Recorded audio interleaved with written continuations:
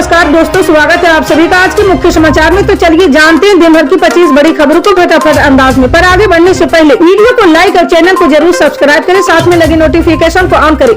चलिए video start करते हैं। आपको बता दें कि अखिल भारतीय कांग्रेस कमेटी की राष्ट्रीय महासचिव, पूर्व केंद्रीय मंत्री, हरियाणा कांग्रेस कमेटी की पूर्व प्रदेश अध्यक्ष कुमारी शैलजा ने कहा कि भाजपा जजपा गठबंधन सरकार नए सरकारी स्कूल खोलने की बजाय पहले से चल रहे स्कूलों को संभालने में नाकाम रही है। 4 साल के अंदर करीब 500 स्कूलों को बंद करने के बाद अब 20 या इससे कम संख्या वाले 1076 सरकारी स्कूलों को मर्ज करने के नाम पर बंद करने का षड्यंत्र रचा है। वहीं सरकारी स्कूलों में चहेतों को एडजस्ट करने के लिए ही हरियाणा कौशल रोजगार निगम के तहत ठेके पर शिक्षक रखने की बात कही जा रही है। इससे शिक्षा का स्तर और गिरने की आशंका बनी हुई है। जी हां, वहीं कुमारी शैलजा ने कहा कि प्रदेश की आबादी लगातार बढ़ रहे बच्चों को शिक्षा के अधिक से अधिक अवसर उनके घर के नजदीक मिले, ऐसे प्रयास किए ही नहीं गए। आबादी के मुताबिक नए स्कूल खोलने के बजाय गठबंधन सरकार पहले से चल रहे सरकारी स्कूलों को बंद करने में लगी हुई है। आपको बता दें कि बिहार में लगातार बढ़ रहे आपराधिक घटनाओं को लेकर इन दिनों बीजेपी नीतीश सरकार पर हमलावर है। बीते दिन बिहार विधानसभा में नेता प्रतिपक्ष विजय सिन्हा ने सरकार को घेरते हुए कई गंभीर आरोप लगाए थे। उन्होंने कहा था कि जब तक राज्य में सत्ता परिवर्तन नहीं होगा तब तक हत्या, अपहरण, लूट, बलात्कार, रंगदारी जैसे मामलों की गिनती बढ़ती रहेगी। इन सब से मुक्ति पाने के लिए हर बिहारी को संकल्प लेना होगा। वहीं इसको लेकर कल 25 दिसंबर को आरजेडी और कांग्रेस की प्रतिक्रिया आई है। जी हां, वहीं आरजेडी के मुख्य प्रवक्ता शक्ति यादव ने कहा कि बिहार में अगर कहीं अपराध होता है तो अपराधी जेल के सलाखों के पीछे दिखाई पड़ता है। दादा पोता की हत्या कर दे, पुजारी प्रेम संग में मर जाए, कोई एक्सीडेंट से मृत्यु हो जाए, ये सब लॉ एंड ऑर्डर का मामला नहीं है। अगर कहीं अपराधी ने अपराध को अंजाम दिया तो तत्काल उसे पकड़कर जेल के सलाखों में बंद कर दिया जाता है। उन्होंने कहा कि ये यूपी और मणिपुर नहीं है कि लगातार हिंसा हो रही। बिहार में अगर अपराधी सर उठाएंगे तो कानून उसे कुचल देगा। बीजेपी के पास कोई मुद्दा नहीं है। जी हां, वहीं कांग्रेस प्रवक्ता विनोद शर्मा ने बीजेपी पर पलटवार करते हुए कहा कि बिहार में कानून का राज है। मुख्यमंत्री ने कभी अपराधियों और अपराधी से समझौता नहीं किया। लगातार अपराधियों पर कार्रवाई हुई। हमेशा पुलिस सतर्क रही है। छिटपुट घटनाएं घटती है। बीजेपी को सत्ता से बाहर आने के बाद कानून और लॉ एंड ऑर्डर पर चिंता होती है। खुद ही अपराधियों को संरक्षित करने वाली भाजपा बड़ी बड़ी बातें करती है, जबकि उनके शासित राज्यों में सबसे ज्यादा आपराधिक घटनाएं घटती है। आपको बता दें कि चीन में एक बार फिर कोरोना का प्रभाव देखने को मिलने लगा। जी हां, यहाँ संक्रमण की रफ्तार तेजी के साथ बढ़ती जा रही है। हालात ये हो गए कि चीन के सौदा कोरोना के कारण होने वाली मौतों की वजह से 24 घंटे काम कर रहे हैं। यहाँ भी कोविड के नए सब वेरिएंट JN का प्रकोप देखने को मिल रहा है। भारत में भी JN1 के बढ़ते मामले चिंता का कारण बने हुए हैं। डेली स्टार की रिपोर्ट के अनुसार कोविड की इस वेरिएंट के फैलने से चीन में मृतकों की संख्या लगातार बढ़ रही है। शमशानों पर एक बार फिर भीड़ देखने को मिलने लगे हैं। जी हां, बता दें कि नए सब वेरिएंट JN1 को विश्व स्वास्थ्य संगठन ने वेरिएंट ऑफ इंटरेस्ट की श्रेणी में रखा है। WHO ने कहा कि हाल के दिनों में JN1 के मामले कई देशों में रिपोर्ट किए गए हैं। ये दुनिया भर में तेजी से फैल रहा है। आपको बता दें कि यूपी पुलिस में कांस्टेबल के 60,244 पदों पर भर्ती के लिए नोटिफिकेशन जारी किया गया है। इस भर्ती के लिए अभ्यर्थी 27 दिसंबर से ऑनलाइन आवेदन कर पाएंगे। वहीं इस भर्ती को लेकर बड़ी संख्या में अभ्यर्थी आयु में छूट की मांग कर रहे हैं। ओवरएज हो गए अभ्यर्थियों का कहना है कि उन्हें इस भर्ती के लिए आयु सीमा में छूट दी जानी चाहिए।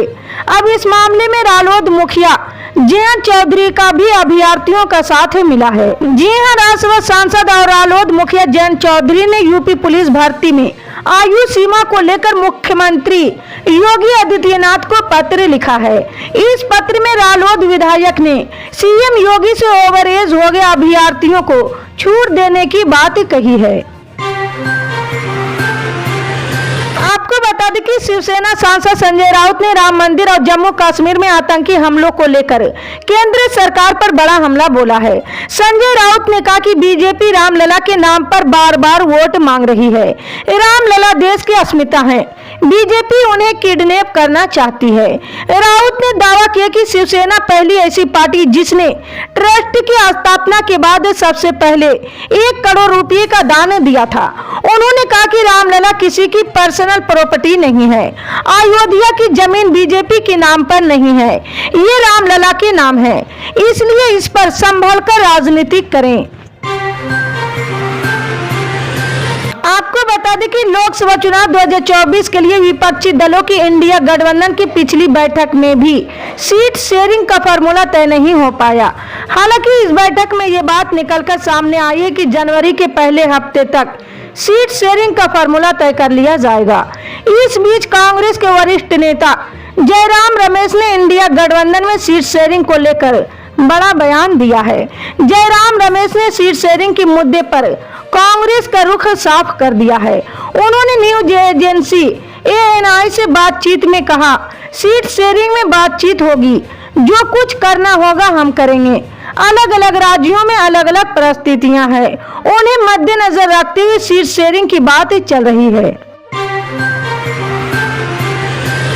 आपको बता दें कि दिल्ली पुलिस के स्पेशल सेल ने नॉर्थ रेलवे में तैनात एक क्लर्क को लेकर चौंकाने वाला खुलासा किया है। पुलिस का दावा है कि बीते दिनों पकड़े गए 3 आतंकवादियों ने रेलवे क्लर्क के संबंध में महत्वपूर्ण जानकारियां दी है। आतंकियों ने बताया कि नॉर्थ रेलवे में तैनात क्लर्क अपने दफ्तर में फर्जी मेडिकल बिल लगाता था और उन बिल के पैसों के जरिए आतंकियों की आर्थिक मदद करता था। पुलिस का कहना है कि क्लर्क के बारे में पुख्ता जानकारी मिली है, उससे आगे की पूछताछ की जाएगी। आपको बता दें कि सांसद सुरक्षा चूक मामले में विपक्ष के निशाने पर रहे मैसूरू भाजपा सांसद प्रताप सिम्हा के भाई विक्रम सिम्हा पर FIR दर्ज हुई है। उन पर कर्नाटक के हासन जिले के एक गांव में कथित तौर पर बिना अनुमति के 120 पेड़ काटने और लकड़ी की तस्करी करने का आरोप लगा है। इस महीने की शुरुआत में प्रताप सिम्हा ने तब सुर्खियां बटोरी जब उनके द्वारा उपलब्ध कराए गए पास पर सांसद विजिट करने आए 2 युवकों ने लोकसभा की सुरक्षा को खतरे में डाल दिया था। आपको बता दें कि केंद्र कर्मचारियों के लिए जरूरी खबर है। केंद्र कर्मचारी और पेंशनर्स 7वें वेतन आयोग के बाद 8वां वेतन आयोग लागू करने की मांग को लेकर काफी समय से प्रदर्शन कर रहे हैं। अब इसको लेकर चर्चा तेज हो गई कि क्या नए साल में केंद्र कर्मचारियों को पे कमीशन से जुड़ी खुशखबरी मिल सकती है। यह चर्चा इसलिए तेज हो गई क्योंकि देश में नए साल में लोकसभा चुनाव होने वाले हैं। कर्मचारी संगठन ये उम्मीद करे कि सरकार इससे पहले 8वें वेतन आयोग के गठन का ऐलान कर सकती है, लेकिन इसको लेकर सरकार ने पहले ही अपना रुख साफ कर दिया है। जी हां, दरअसल मानसून सत्र के दौरान सरकार ने साफ कर दिया कि फिलहाल 8वां पे कमीशन बनाने का कोई प्रस्ताव विचाराधीन नहीं है। आपको बता दें कि उत्तर प्रदेश के हापुड़ बुलंदशहर राजमार्ग पर सोमवार सुबह घने कोहरे के चलते 1 दर्जन से अधिक वाहनों में टक्कर हो गई है। ये दुर्घटना राष्ट्रीय राजधानी से लगभग 86 किलोमीटर दूर हापुड़ के हाजीपुर कोतवाली इलाके में हुई है। इस हादसे से जुड़ा एक वीडियो भी सामने आया जिसमें कई सारे वाहन क्षतिग्रस्त दिखाई दे रहे हैं। दुर्घटना में घायल लोगों को बचाने के लिए आपातकालीन सेवाओं को तुरंत मौके पर भेजा गया और घायल को अस्पताल में भर्ती कराया गया है। आपको बता बता दें कि न्यूजिकल न्यूज पोर्टल को चीन से फंडिंग विवाद में अब अचानक नया मोड़ आ गया है। दरअसल कंपनी का एचआर हेड अमित चक्रवर्ती सरकारी गवाह बनाने को तैयार हो गया।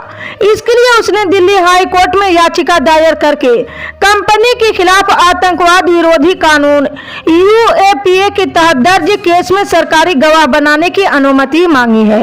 ऐसे में अब कंपनी को चीन से फंडिंग होने से जुड़े कई राज खुलकर सामने आ सकते हैं। अमित ने पिछले सप्ताह ही विशेष न्यायाधीश हरदीप कौर को आवेदन देकर माफी मांगी और दावा किया कि उसके पास केस से जुड़ी कई अहम जानकारियां हैं जिनका खुलासा वो दिल्ली पुलिस के सामने रखना चाहता है, इसलिए उसने सरकारी गवाह बनाने का फैसला लिया है। इसी तरह की पल पल के अपडेट जानने के लिए जुड़े रहे हमारे न्यूज इंडिया के साथ। मिलते हैं अगली बड़ी खबर में, तब तक के लिए जय हिंद।